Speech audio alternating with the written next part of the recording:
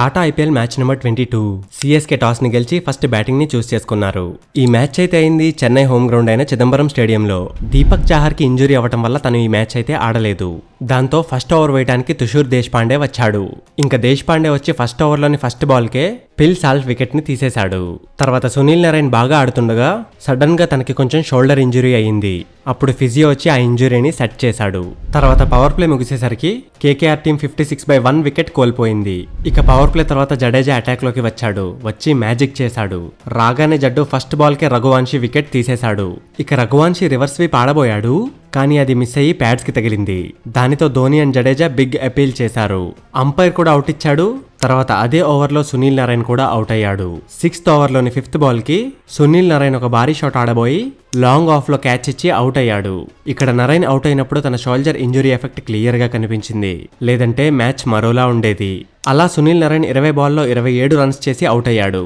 కాగా ఇక్కడే match turn అయ్యింది. జడ్డు వచ్చి ఒకే ఓవర్లో 2 వికెట్స్ తీసేసి కేకేఆర్ టీం దూకుడికి బ్రేక్స్ వేశాడు. తర్వాత బ్యాటింగ్ క్రీజ్ లోకి ఇద్దరు అయ్యర్లు వచ్చారు, కానీ తీక్షణ బౌలింగ్ వచ్చి అదే మూమెంటం ని కంటిన్యూ చేస్తూ వెంకటేశ్వర్ అయ్యర్ ని ట్రబుల్లో పెట్టాడు. తను వరుసగా 5 డాట్ బాల్స్ వేసి లాస్ట్ బాల్ కి కేవలం 2 రన్స్ ఇచ్చాడు. దాంతో కేకేఆర్ టీం కొంచెం ప్రెషర్ లో పడింది. ఇంకా వికెట్స్ వెనకాతలో ఉన్న ధోని ఇదే ఛాన్స్ అనుకుని మళ్ళీ జడ్డుని దించాడు. ఇక అప్పటికే ప్రెషర్ కుక్కర్ లో ఉడుకుతున్న వెంకటేశ్వర్ అయ్యర్ ఒక్క బ్యాడ్ షాట్ ఆడి అవుట్ అయ్యాడు. ఇక్కడ జడేజా 8 బాల్స్ వేసి 3 వికెట్స్ తీసి తిరిగి ఫామ్ లోకి వచ్చాడు. తర్వాత బ్యాటింగ్ అయితే వచ్చాడు రమన్దీప్ సింగ్. ఇక తను శ్రేయస్ అయ్యర్ కలిపి చిన్నపాటి పార్ట్నర్షిప్ ని నెలకొల్పారు. ఇందులో చాలా సేపటి తర్వాత రమన్దీప్ అయితే ఒక 6 కొట్టాడు, కానీ తీక్షణ బౌన్స్ బ్యాక్ అయ్యి నెక్స్ట్ బాల్ కే రమన్దీప్ సింగ్ ని బౌల్ చేశాడు. తర్వాత ఇంకో సింగ్ వచ్చాడు, తనే మన డైనమిక్ స్టార్ రింకు. కానీ అప్పటికే డ్యూ ఫ్యాక్టర్ వల్ల మొత్తం మ్యాచ్ అంతా వన్ సైడ్ అయిపోయింది. పిచ్ వచ్చేసి ఫాస్ట్ బౌలర్స్ కూడా స్పిన్ చేసేంతలా మారిపోయింది.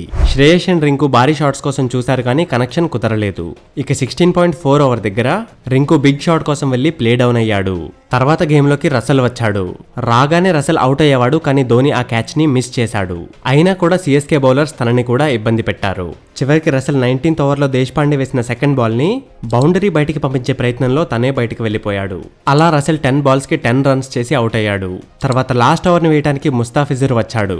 ఇక అప్పటి వరకు ఆగి ఆడిన శ్రేయస్ అయ్యర్ లాస్ట్ ఓవర్లోని ఫస్ట్ బాల్ కి జడ్డుకి క్యాచ్ ఇచ్చి అవుట్ అయ్యాడు. కాగా ఆ క్యాచ్ తో జడేజా తన 109th సేఫ్ క్యాచ్ ని కంప్లీట్ చేసుకున్నాడు. తర్వాత ద మోస్ట్ ఎక్స్పెన్సివ్ ప్లేయర్ అయిన మిచెల్ స్టార్క్ వచ్చి 3 బాల్స్ ఆడి ఒక్క రన్ కూడా చేయకుండా అవుట్ అయ్యాడు. అలా లాస్ట్ ఓవర్లో ముస్తాఫిజుర్ 2 రన్స్ ఇచ్చి 2 వికెట్స్ తీశాడు. దాంతో 20 ఓవర్స్లో 9 వికెట్స్ నష్టానికి 137 రన్స్ తో కేకేఆర్ ఇన్నింగ్స్ తెర పడింది. ఇక సెకండ్ ఇన్నింగ్స్ లో సిఎస్కే తరపున బ్యాటింగ్ చేయడానికి ఓపెనర్స్ గా రచిన్ రవీంద్ర అండ్ రుతురాజ్ గైక్వాడ్ వచ్చారు. అయితే రచిన్ రవీంద్ర 8 బాల్స్ లో 3 బౌండరీస్ బాది కేవలం 15 రన్స్ చేసి అవుట్ అయ్యాడు. తర్వాత డాల్ మిచెల్ బ్యాటింగ్ కి వచ్చి 19 బాల్స్ లో ఒక 4 ఒక 6 కొట్టి 25 రన్స్ చేసి సునీల్ నారాయణ్ బౌలింగ్ లో ఒక భారీ షాట్ కొట్టే ప్రయత్నంలో ఇన్సైడ్ ఎడ్జ్ కి బాల్ తగిలి అవుట్ అయ్యాడు. కానీ అప్పటికే మిచెల్ ఇంకా రుతురాజ్ మధ్యలో 70 పార్ట్నర్షిప్ అయితే నడుస్తుంది. అలాగే గైక్వాడ్ తన హాఫ్ సెంచరీని కూడా పూర్తి చేసుకున్నాడు. ఆ మధ్యలో కేకేఆర్ టీం అయితే ఎల్బీడబ్ల్యూ కోసం అపీల్ చేసింది, కానీ రివ్యూలో బ్యాట్ ఇన్వాల్వ్ అయ్యిందని కేకేఆర్ టీం రివ్యూ కోల్పోయింది. మిచెల్ తర్వాత శివం దుబే బ్యాటింగ్ కి వచ్చి కేకేఆర్ దుమ్ము దులిపాడు. తను 18 బాల్స్ లో 3 సిక్సెస్ ఇంకా 1 4 కొట్టి 28 రన్స్ స్కోర్ చేశాడు. ఇంపాక్ట్ ప్లేయర్ గా వచ్చిన దుబే తన ఇంపాక్ట్ ఏంటో చూపించాడు. సిఎస్కే స్కోర్ 135 ఉన్నప్పుడు దుబే 16th ఓవర్లోని 5th బాల్ కి సిక్సర్ తో మ్యాచ్ ఫినిష్ చేద్దాం అనుకున్నాడు, కానీ అదే మిస్ అయ్యి బౌల్డ్ అయ్యాడు. దానితో అప్పటి వరకు గోలగోలగా ఉన్న గ్రౌండ్ అంతా ఒక్కసారి కామ్ అయిపోయింది. కానీ వెంటనే స్టేడియంలో మళ్ళీ అంతకు మించిన ఎక్కువ ఉత్సాహంతో దానికి డబల్ సౌండ్ మొదలైంది. ఎందుకో తెలుసా? అప్పుడు బ్యాట్ పట్టుకుని ఎంట్రీ ఇచ్చింది ధోని కాబట్టి. ఇక ధోని 3 బాల్స్ లో 1 రన్ చేశాడు. తర్వాత రుతురాజ్ బౌండరీతో మ్యాచ్ ఫినిష్ చేశాడు. ఈ మ్యాచ్ లో రుతురాజ్ 58 బాల్స్ లో 9 4s తో 67 రన్స్ చేసి చివరి వరకు ఉండి మంచి కెప్టెన్ నాక్స్ ఆడి మ్యాచ్ ని గెలిపించాడు.